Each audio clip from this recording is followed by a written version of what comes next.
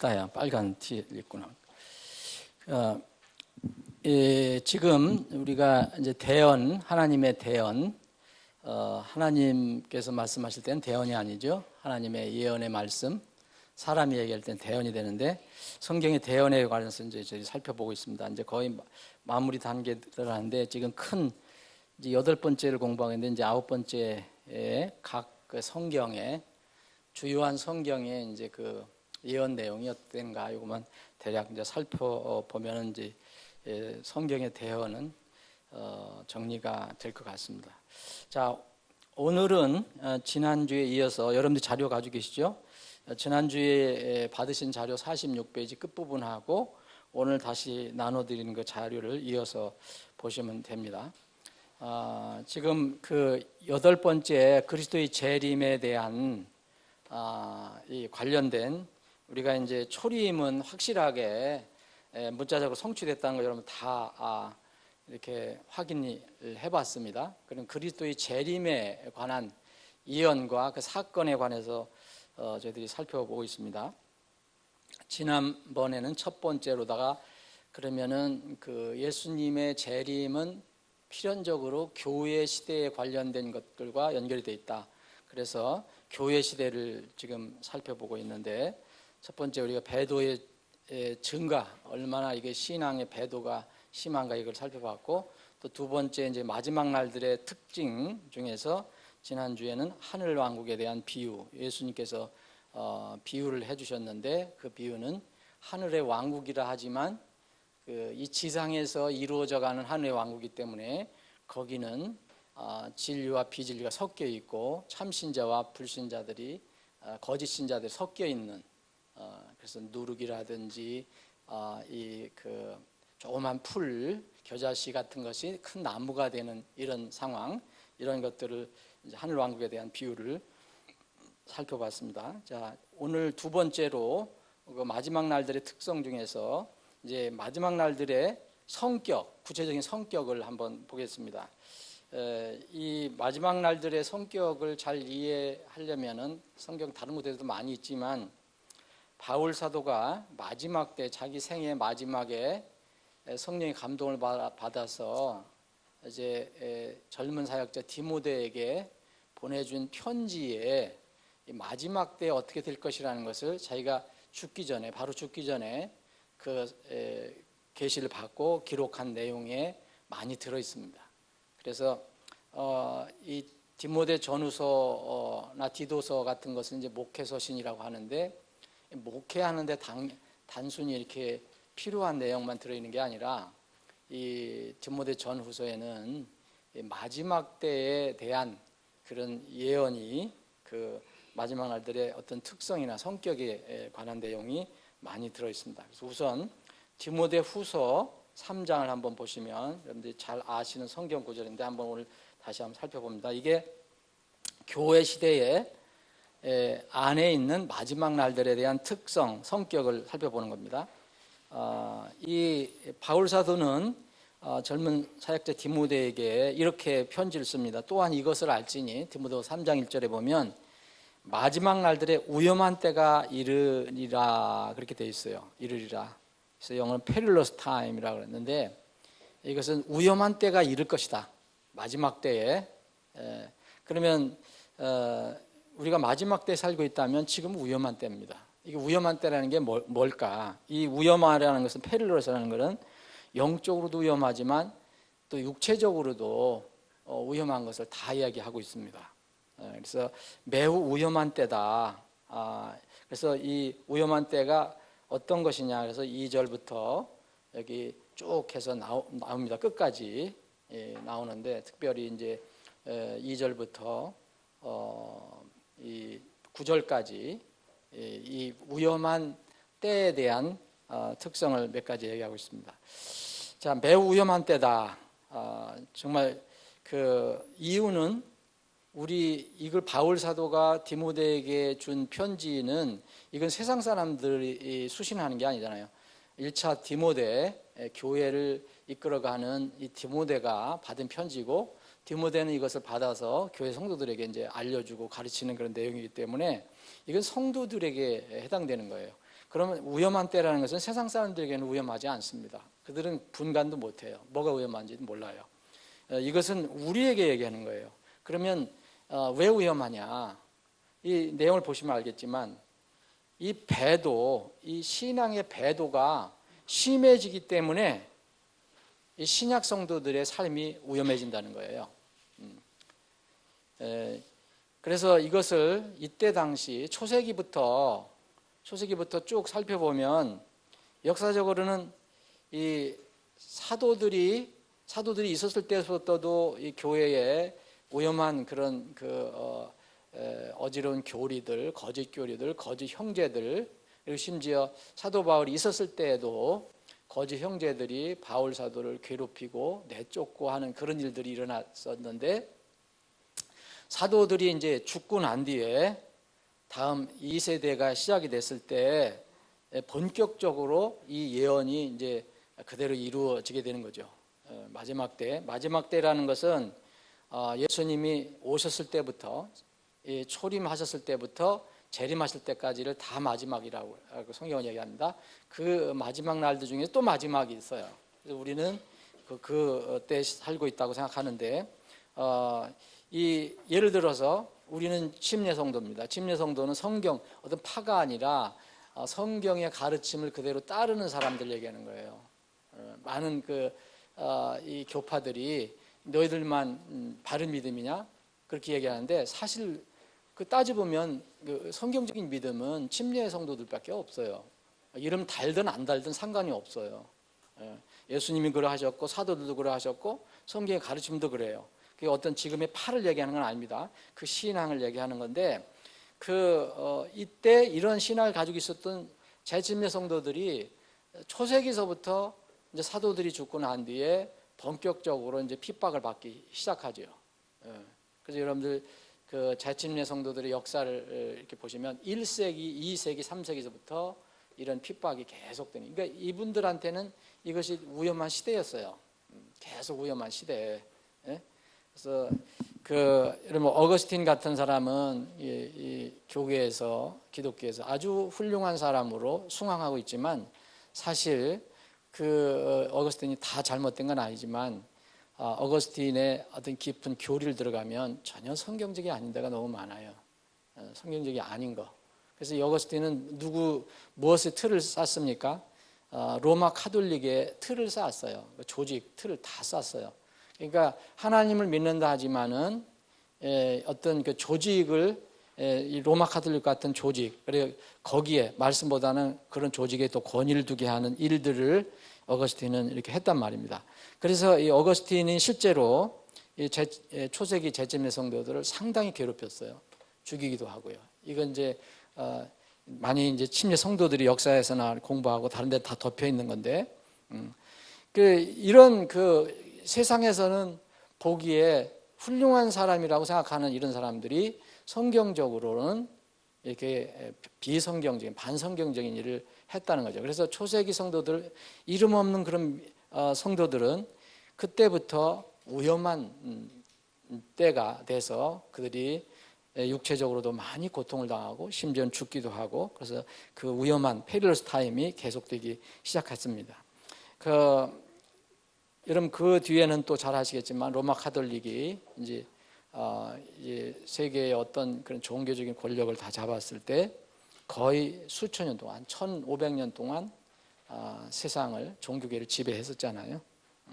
근데 이 로마 카톨릭에 의해서, 그 조직에 의해서 역사적으로 핍박받고 또 죽은 사람들만 해도 수천만 명. 그러니까 이 성경의 예언이 이렇게 다 들어맞게 되죠. 이게 결정적일 때는 이제 우리 시대에 나올 건데, 우리는 지금 평안하게 살지만 지금도 자유가 없는 곳에서는 목숨을 걸고 신앙생활을 해야 돼요. 제가 그 선교사님들 그 편지 올 때마다 이렇게 가서 이렇게 뽑아서 붙여드리는데, 번역을 못했으면 아쉽긴 하지만 이번 라지 바라우디 선교사님한테 편지 온 거 한번 읽어보시기 바랍니다. 시리아에서 지금 매일 자기 목숨이 어떻게 될지도 모르는 상황에서 그렇게 하고 있는 거예요. 시리아 여러분 아시죠? 그 내전 얼마나 많은 사람들이 죽고 강간당하고 뭐 사지가 절단되고 뭐 이런 서로 모슬렘끼리 서로 싸우고 정부가 싸우고 그런 가정에서 어떻게 믿음을 지켜가는가, 그리고 어떻게 고통을 받는가, 이런 것들이 지금 이 시대에도 나오고 있어요. 사실 우리는 지금 평안하지만 그분에게는 지금 이런 말씀이 그대로 적용되는 거죠. 육체적으로도 위험한 때에서 지금 살고 있어요. 그래서 1500년 이상 동안 이 많은 그 사람들이 로마 카톨릭에서 위험한 그런 상황을 겪었는데 지금도 여전히 그런 것이 계속되고, 결정적으로는 우리가 지금 평안하지만 이 평안이 이제 깨질 때가 있어요. 그게 이제 적그리스도가 나타날 때인데, 여러분 면제된다고 생각하지 마세요. 우리나라는 안전할 거라 생각하지 마세요. 적그리스도가 나타나면 우리나라는 어디든 다 통제가 되는 거예요. 그때 오기 전에 주님이 나팔 소리가 울렸으면 좋겠지만, 어쨌든 그때가 되면 이 성경에 요한계시록에 나와 있는 것처럼 엄청난 위험한 때의 현실이 이제 벌어질 겁니다. 세상 사람들은 믿거나 말거나 하지만 우리는 성경을 믿습니다. 그대로 이루어질 거예요. 그래서 우리는 믿음을 가지고 살아가는 겁니다. 이 위험한 때의 또 특징이 뭐냐면, 사람들이, 불신자들이, 믿지 않는 사람들이 신자나 그리스도인들을 공격하는 게 아니에요. 소위 얘기하면 믿는다고 하는 사람들이 하나님을 이렇게 부르짖고 하나님을 이야기하는 사람들이 그렇게 한다는 거예요. 로마 카톨릭이나 뭐나 다 마찬가지예요. 전혀 이교도들이 우리를 괴롭힌 게 아니에요. 뭐 모슬렘이 지금 이교도로서 크리스찬도 저기 하고, 뭐 이교도, 모슬렘은 크리스찬만 저기 합니까? 뭐 무차별로 뭐 아무나 죽이고 하는 거기 때문에. 근데 더 무서운 것은 이제 하나님의 이름을 가지고 이렇게 하는 사람들이 무서운 거죠. 그게 로마 카톨릭이었고, 또 이제 16세기에 종교 개혁이 시작됐을 때 그분도 하나님을 바르게 믿는다고 시작한 거 아닙니까? 그런데 자기들 교리하고 또 틀리다고 이게 그 개신교도들이, 프로테스탄트들이 얼마나 많은 침례 성도들, 성경을 믿는 성경 신자들을 괴롭혔습니까? 하다못해 유아 세례를 반대한다고, 거절한다고, 그런 사람 물속에 이렇게 장대 매달아서 죽이기도 하고 그랬잖아요. 침례 성도들. 이게 다 개신교들이 한 거예요. 그러니까 이런 일들이 이제까지 일어나는데 앞으로 결정적일 때가 또 올 것이다. 그래서 매우 위험한 때다. 지금 마지막 날들의 성격은 교회 시대 안에 있는 거죠. 거기에 이제 47페이지 보면 두 번째는 왜 위험하냐.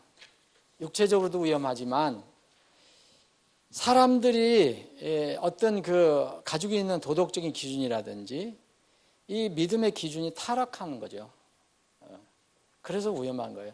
바른 신앙을 가지고 이렇게 지켜가고 살라는 사람들에게는 계속 위험한 때가 오게 됩니다. 절대로 여러분들 거듭거듭 말씀드리지만, 여러분들이 바른 신앙을 가지고 사는데 하나님이 지켜주시고 인도해 주시지만, 세상에서 여러분들이 바른 신앙을 가지고 세상에서 여러분들이 환영을 받고 세상에서 박수를 받고 하는 것은 절대 생각하지 마세요. 그런 일이 일어날 수가 없습니다. 세상은 점점 도덕적인 기준이 타락할 것이고, 심지어는 교회 안에서도 영적인 기준이 점점 타락하게 될 거예요. 그래서 그게 바로 여기 이제 2절부터 4절 뭐 예를 들면 그렇게 얘기합니다. 여기는 하나님이 안 나오는 게 아니에요. 하나님이 나옵니다. 근데 하나님을 믿는다 하지만 하나님이 하나님 자리에 모시는 것이 아니고 다른 자리에 두는 거죠, 하나님을. 그리고 자기들의 생각, 자기들의 욕심, 자기들의 감정, 자기들의 소욕, 이런 것들을 먼저 앞세우는 때예요. 이게 점점 이제 우리가 주님 오실 때까지 그렇게 보게 될 것입니다. 죄가 세상에 관영하다는 것은, 넘친다는 것은 세상 사람은 당연하지만 그것이 세상에서만 해당되는 게 아니라 교회나 그리스도인 안에서도 그렇게 될 것이다라는 거죠. 왜 그러면은 위험하냐? 하나님을 믿는다고 하는 사람들이 진정한 하나님을 믿는 사람을 괴롭히니까 그게 위험한 거예요. 사실은 세상 사람들은 우리를 괴롭혀도 무지하게 이렇게 괴롭히지만 이 하나님 믿는다고 하는 사람들이 괴롭힐 때는 아주 지독하게 괴롭히거든요. 교묘하게. 그게 참 어려운 얘기입니다. 그래서 명목상의 기독교인들이 점점 늘어갈 것이고 명목상의 교회들이 점점 늘어날 것이고 그래서 어떤 진리에 대해서 정말 대항하고 그러는 게 생길 것입니다. 절대적인 진리가 이제 자꾸 무너져 가잖아요, 여러분. 지금 절대적인 진리, 성경에서 말하는 하나님 말씀은 이 구약이나 신약이나 변함이 없는 건데 창조주에서 딱 하나님께 세우셨다. 남자와 여자를 통해서 가정을 세우고 결혼한다. 그런데 더 이상 이제 이게 무너지기 시작하잖아요. 근데 이거를 세상에서만 그렇게 하는 게 아니라 교회도 동의하고 믿는 사람들도 동조한다는 게 이게 문제인 겁니다. 이게. 그래서 이 명목상의 기독교인들, 거짓 기독교인들, 거듭나지 않은 종교인들, 이런 사람들 사이에 이런 것이 일어나기 때문에 위험하다는 거죠. 우리에게는 위험하다는 거예요. 그래서 여기 5절에 보면 하나님의 성품의 모양은 있으나 그랬어요. 하나님의 성품의 모양, 이게 경건이라는 거죠. 경건. 하나님 닮아가는 그런 그 경건의 모양은 있어요. 다 갖추고 있어요. 얼마나 거룩합니까? 여러분, 교회든 뭐 성당이든 뭐 할 때 보면 그 예식이라든지 예배할 때 얼마나 거룩해요. 옷 입은 거 그러나 그것의 능력, 하나님의 경건, 하나님의 성품의 모양은 그 겉모양은 있는데 능력은 부인한다. 이런 사람들이 능력을 무시한다는 거죠. 그 내용은 신경을 안 쓰는 거예요. 그래서 이 바울 사도는 디모데에게 너는 이런 자들에게서 돌아서라 라고 얘기합니다. 이런 사람들하고 연합할 필요도 없어요. 타협할 필요도 없고 그냥 분리하면 돼요. 분리.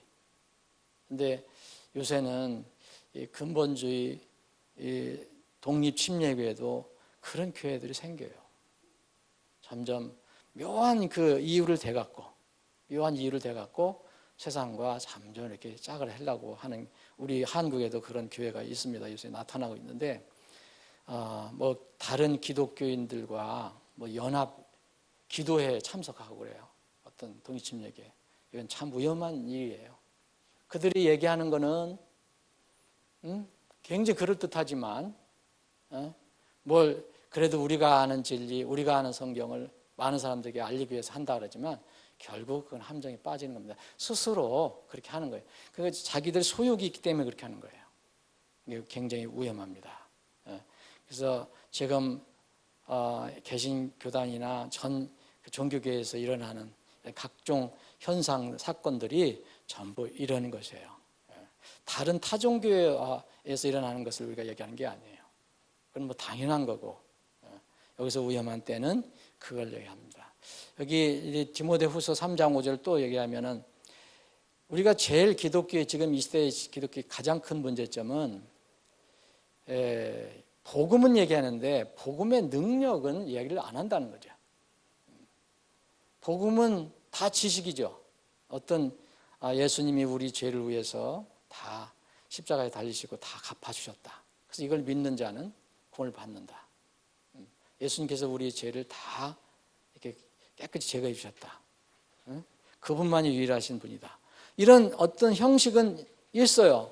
그런데 기독교가 왜 이렇게 점점 타락하고 개선이 안 되고, 왜 기독교인들이 그리스도인이라고는 하긴 하는데 왜 삶의 변화와 어떤 그런 능력이 없을까? 이것은 형식은 있지만 그 안에 담겨있는 능력을 갖지 못하기 때문에 그래요. 여기 3장 5절에 이제 똑같이 지금 말씀드린 대로 모양은 있는데 능력이 없어요. 그래서 여러분들이 복음을 전할 때 우리는 그 복음의 어떤 형식, 내용, 모양만 전하는 거죠, 사실. 근데 내용 안에 들어있는 거, 그 사람이 복음을 받을 때 어떻게 변화되는가, 이거는 우리가 어떻게 할 수가 없는 거예요. 그 사람이 그 말씀을 받을 때 어떻게 변화되는가, 그걸 이제 우리가 봐야 되는데, 근데 지금 이 시대에 회개 없는 복음을 얘기하는 사람들이 많고, 예수님을 닮아가는 것, 예수님의 능력을 받는 것, 변화되는 이런 것을 얘기하지 않고 단순히 머리로 아는 지식만 자꾸 얘기하니까 그런 지식은 늘어난지 모르지만 사람의 변화가 없어요. 삶의 변화가 없는 거예요. 마지막에 주님께서 심판하시겠지만 지금은 이런 기독교가 점점점 팽창해 가고 있어요. 외면상으로는 얼마나 형식이 좋습니까? 의식도 좋고요. 그런데 내면적으로는 힘이 없어요. 능력이 없어요. 전부 겉모양 크게만 하려고 하고 규모만 크게 하고 사람 만들려고 하지만 그 사람 한 사람 한 사람이 변화돼서 하나님을 어떻게 따르고 하나님의 왕국을 해서 어떻게 일하는가, 이런 거는 또 다른 문제예요. 정말 이 인간의 도덕이나 윤리가 점점 타락하게 되고 또 믿는 바의 교리도 점점 지금 타락해 가고 있습니다. 아름답고 웅장한 교회 건물은 많아요. 그런데 거기 안에 의식과 규례와 행사와 이벤트는 많지만 정말 살아계신 하나님이 역사하시는 그런 것은 점점 더 이렇게 찾아보기가 어렵다. 왜냐하면 하나님 말씀보다는 사람의 인간의 어떤 이성으로 이렇게 근거하는 그런 사상이 하나님의 말씀을 대체하기 때문에 그래요. 대체하기 때문에. 왜 우리가 하나님 말씀을 딱 믿으면 어떠한 인간의 사상이 합리적인 사상이 오더라도 그것을 물리칠 수 있고 그걸 받아들이지 않을 수 있는데 하나님 말씀을 확실히 붙잡지 못하니까 인간의 사상과 논리가 들어오면 슬며시 그 자리를 넘겨주는 거예요. 이 시대의 그 교회들이 이 동성애 인정하고 또 비성경적인 거, 이 낙태 인정하고 이런 것들이 다 뭡니까? 다 인간의 어떤 인본적인 기준이나 이런 어떤 사상 이런 것들을 받아들이는 거죠. 보기에는 굉장히 합리적인 거잖아요. 굉장히 합리적이잖아요. 이 인권을 어려움을 당한 소수 인권, 성소수자라 그러잖아요. 그 사람들도 사람이니까 그 사람들 인권을 존중해 줘야 된다. 그런 차원으로 얘기를 해요. 그럴듯하죠. 하나님은 이 약하고 보잘것없는 사람, 핍박받는 사람들, 사회 소수인 사람들을 긍휼히 여긴다라는 그런 논리로다가, 근데 이건 속이는 거거든요. 이런 것들 점점, 그리고 낙태 근본적으로는 생명을 죽이는 거거든요. 여러분, 살인하는 게 죄가 아닌 경우가 있어요? 여러분, 어떤 경우도 일단 살인은 죄예요. 합당하든 안 합당하든. 근데 이 낙태를 했다. 근데 요새는 어떻게 합니까? 어떤 상황이 되면 그거는 낙태 인정해야 된다. 그건 어쩔 수 없이 좋은 일이 아니지 않냐. 그래서 인권을 생각해야 한다. 다 이런 논리로 들어오기 시작하는 거예요. 점점. 그래서 결국은 이제 이제 하나님이 왜 남자냐? 왜 남자만? 왜 이렇게 남성 평등이 있어야 되는데 왜 남성만 이렇게 권위주의로다가 기독교가 이렇게 이루어져야 되느냐? 그러면 여자도 나와야 된다. 하나님 나온 거 아니에요. 물론 이제 여자 목사는 미리 전에 나왔고. 다 이런 논리. 인간적으로 보면 그럴듯한 논리. 그래서 성경을 믿지 않으면, 정말 성경 말씀 붙들고 다니면 여러분들은 언젠가는 거기에 넘어가게 돼 있어요. 그러나 끝까지 성경 말씀 누가 뭐래도 이건 변함없는 하나님 진리다 이렇게 믿지 않으면 언젠가는 여러분들 넘어가요. 여러분들 성경 말씀은 그래서 중요시 여기라는 거예요. 성경을 목숨을 걸어야 돼요. 생명이에요. 이거 아니면은 언젠가는 여러분들도 어떻게 될지 모릅니다. 저는 그런 게 염려가 많이 돼요. 사실은 걱정할 필요가 없지만 신앙생활은 괜찮게 하는 것 같은데 말씀으로 어떤 근거를 할 때 보면 꼭 세상적으로 이렇게 기울어가는 사람이 있어요. 그게 좀 위험해요. 좀 위험하다고 생각합니다. 그래서 지금은 능력이 없는 그런 기독교다. 이것이 마지막 때의 마지막 내 위험한 때의 그런 모습이다. 이 기독교가 이미 능력을 상실했다는 것은 여러분들 잘 아실 거예요. 제일 근본적인 것은 지금 말씀드린 대로 말씀에 대한 그 태도예요. 말씀을 어떻게 믿느냐 이거예요. 그래서 성경론이 그렇게 중요한 거예요. 킹제임스 성경이 중요하냐 아니냐 이게 아니라 성경에 관한 관이 틀리면 다 서서히 무너지게 돼 있거든요. 서서히 다 무너지게 돼 있어요. 가장 중요한 건 성경이에요. 여러분들 하나님 보시지 못하잖아요. 여러분들 예수님 지금 만납니까? 이번에 미국에 집회 가서도 그 얘기를 제일 먼저 했어요. 이게 가장 중요한 것이다 저는 생각했거든요. 어떤 것이든 많은 사람들이 하나님을 믿는다고 하지만 하나님 보지 못해요. 지금 예수님 뭐 따라다니고 예수님을 사랑하고 예수님대로 살아간다. 예수님 못 만나요. 그러면 만날 그냥 보이질 않잖아요. 그럼 어떻게 살아갈 것이냐. 네? 그래서 이런 것 때문에 이상하게 그 무슨 뭐 성령운동하고 그러는 거예요. 뭔가 그 갭을 메우기 위해서, 갈급한 걸 메우기 위해서 뭐 음성을 듣느니, 뭐 기도해서 뭐를 느꼈느니, 뭐 불을 받느니, 십자가를 받느니, 무슨 그 방언을 받았느니, 그 부분을 메꾸려고. 이게 굉장히 위험한 거거든요. 여러분, 신앙생활의 가장 근본은 말씀을 붙드는 겁니다. 그분이 하나님 보이지 않잖아요. 그분은 태초부터 계신 말씀이잖아요. 근데 그 말씀이 처음에 육신 입고 오셨다가 나중에 마지막에도 하나님 말씀으로 다시 재림하셔요. 지금은 안 보이잖아요. 근데 그 지금 여러분들이 가지고 계신 성경이 이게 하나님의 말씀이라는 거죠. 이게 하나님이라는 거죠. 하나님 음성을 어디서 듣습니까? 여러분 이상한 데 가서 기도할 때 듣고 싶은 거예요? 여기 성경을 읽으면 돼요. 여러분 필요한 문제를 이 성경을 말씀을 찾아서 적용하면 돼요. 안 들으니까 문제죠. 안 듣잖아요, 여러분들은. 그래도 뭐 하면은 이거는 또 다른 문제다. 그게 문제인 거예요. 그래서 신앙생활이 자꾸 어려워지는 거예요. 세상은 점점. 자, 보세요. 점점 이제 세상에서 교회들이 성경에 관한 분명한 믿음이 없으면 점점 악화되고 타락해질 수밖에 없어요. 성경 말씀을 안 믿으면 다 자기들이 주인이 돼서 얘기할 수 있는데 이것도 옳고 저것도 옳다 다 얘기할 수 있는데 그러나 성경이 딱 있으면 거기에 그 보존된 말씀이라면 그건 흔들리지 않잖아요. 누가 바꿀 수 있을 거예요.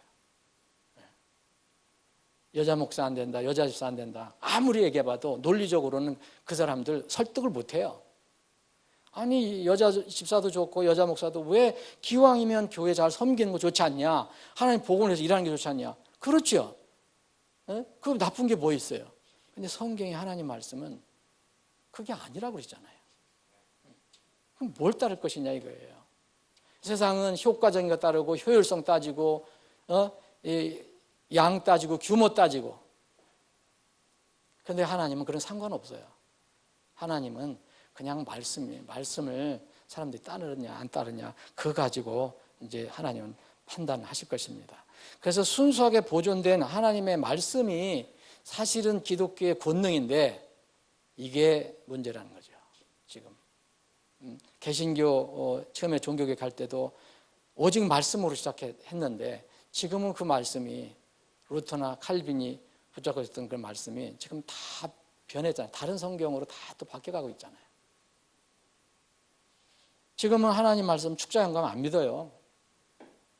그 원리적으로는 믿을지 못지만 실제적으로는 안 믿어요.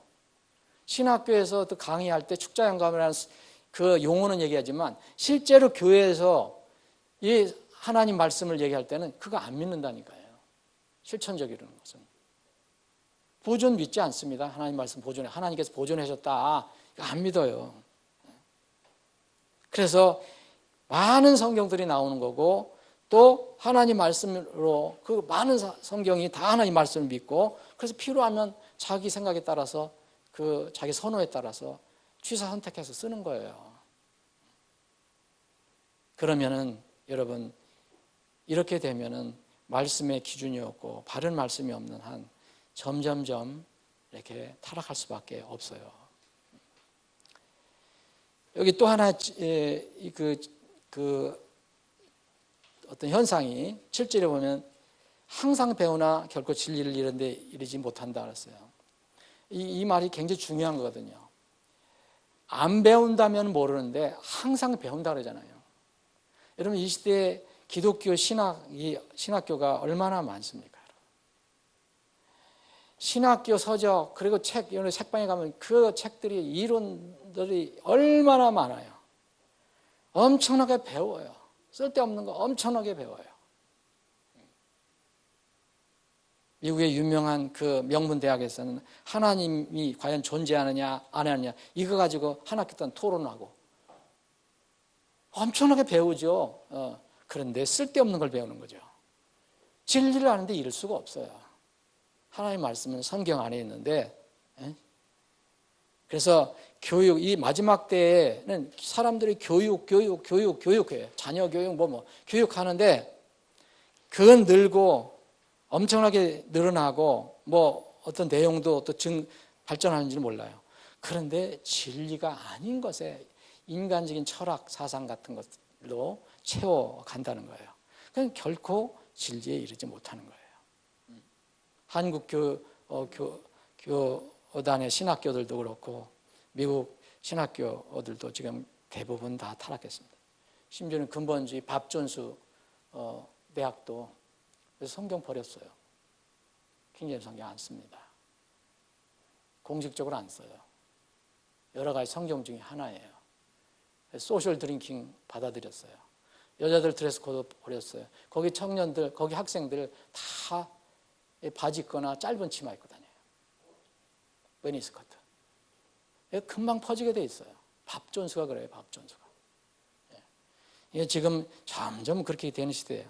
여러분 미국 그 유명한 대학 하버드, 예일, 프린스턴 이런 데는 정말 그 나름대로 성경 위에서 세워진 그런 대학인데 지금 성경을 반대하거든요.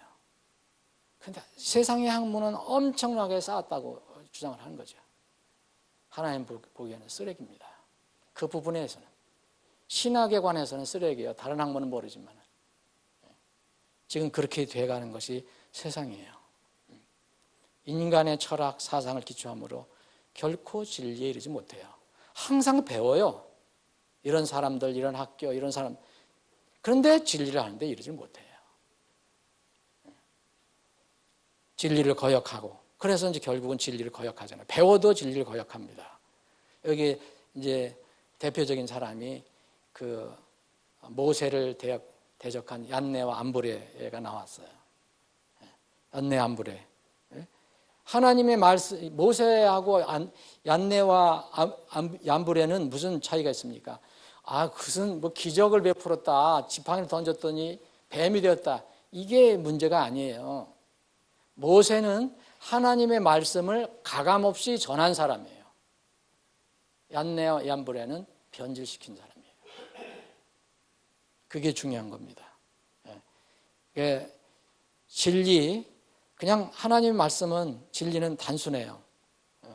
그런데 세상에서는 그것을 잘 이렇게 변질시키고 바꾸려고 해요. 그래서 사람들이 좋아하는 쪽으로 자꾸 그렇게 움직이는 거예요. 결국은 이게 진리를 거역하는 겁니다. 정말 이제 앞으로 이런 얘기 어떻게 앞으로 당당하게 할 수 있을 그런 시대가 이제 있을지 모르겠어요, 여러분. 어떻게 요새 지금 이런 기독교를 향해서 여자 목사 안 된다, 여자 집사 안 된다, 정말 우습잖아요, 지금. 인권 평등이고 남녀 평등이고 낙태 반대하고 동성애 반대하고 이거 우습잖아요, 세상에서 이미.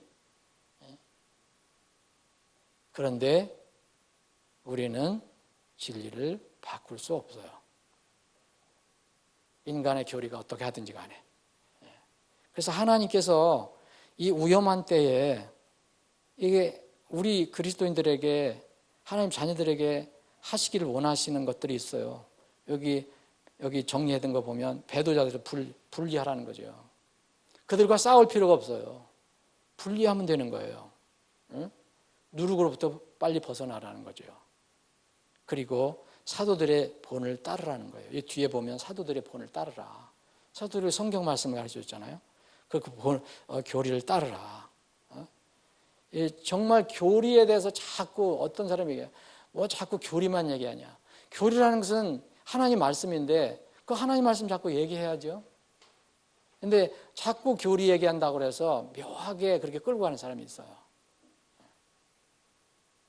그래서 점점 앞으로 하나님 말씀을 전하고 배우고 가르치는 것은 어려워질 겁니다. 환경상으로.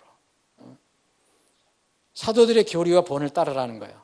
근데 사람들은 점점 자신의 인기, 그리고 자신의 편안함, 자신의 편리함, 이런 것으로 자꾸 타협하죠. 우리 교회도 타협하는 게 없는가 살펴봐야 돼요. 개인적으로 여러분 그런 게 없는가? 개인 각자 적당히 넘어가는 거 있잖아요, 여러분. 세상에서 이렇게 하니까 이렇게 한다. 이런 거는 전부 하나님 보시기에 타협하는 겁니다. 점점 세상에서 살 때 이런 게 불편하니까, 그리고 자꾸 뭐 압력이 오고 그러니까 이제 묵인하고 그냥 적당히 가는 거죠. 이 말씀을 가지고 싸우는 일도 포기해버리고. 그런데 하나의 진리가 있어요. 여기 디모데후서 3장 12절 13절에 있는 것처럼 여러분 진리를 가지고 있으면요, 이거는 반드시 감안해야 돼요. 이걸 두려워하면 안 돼요. 진리를 가지고 살려면 이 세상에서 불편한 거예요. 불편하고 때로는 힘들 수도 있어요. 근데 내면적으로는 하나님과의 관계에서 늘 기쁘죠. 참으로 그리스도 예수님 안에서 하나님 뜻대로, 여기 하나님 뜻대로 경건하게 살고자 하는 모든 자는 피격을 받는다. 정해진 거예요. 근데 왜 이것을 우리가 피하려고 그래요? 여러분 적당히 살아보세요. 하나 문제가 없어요. 세상에서. 적당히 살아보세요. 세상 사람들과 같이 원하는데 그 사람들이 악을 요청할 때, 죄를 같이 요구할 때 같이 하면은 아무 문제 없어요. 여러분들이 교회를 나오고 뭐 나 그리스도인이다 해도 아무 상관없어요. 여러분들이 아무리 진리 얘기해도 세상에서 얘기하는 그런 논리를 얘기할 때 그냥 아무 생각 없이 받아들이거나 타협하면은 세상에 사는데 아무 변함이 없다는 거예요. 왜 핍박을 받아요? 핍박 안 받습니다. 그런데 하나님의 뜻, 하나님 말씀대로 살려고 하면 불편함이 오고 핍박이 오는 거예요. 그거는 오히려 감사할 겁니다.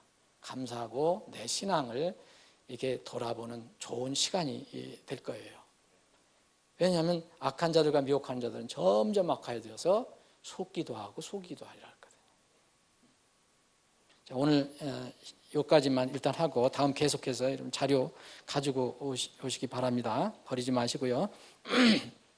아버지 하나님, 오늘도 저희들에게 믿음을 주셔서 하나님 집에 모이게 하시고 하나님 말씀을 이렇게 서로 살펴볼 수 있는, 공부할 수 있는 기회를 주심을 감사합니다. 주님, 이 시간 이후로 진행되는 모든 절차를, 그리고 순서를 주님의 손에 의탁합니다. 주님, 기뻐하시는 방향으로 이끌어 주옵소서. 우리가 이 땅을 살아갈 때에 우리 살아가는 분명한 목적과 목표가, 방향이 설정되어 있는가를 또 하루 종일 살펴보는 귀한 한날이 되게 해 주옵소서. 거룩하신 예수님의 이름으로 기도합니다. 아멘.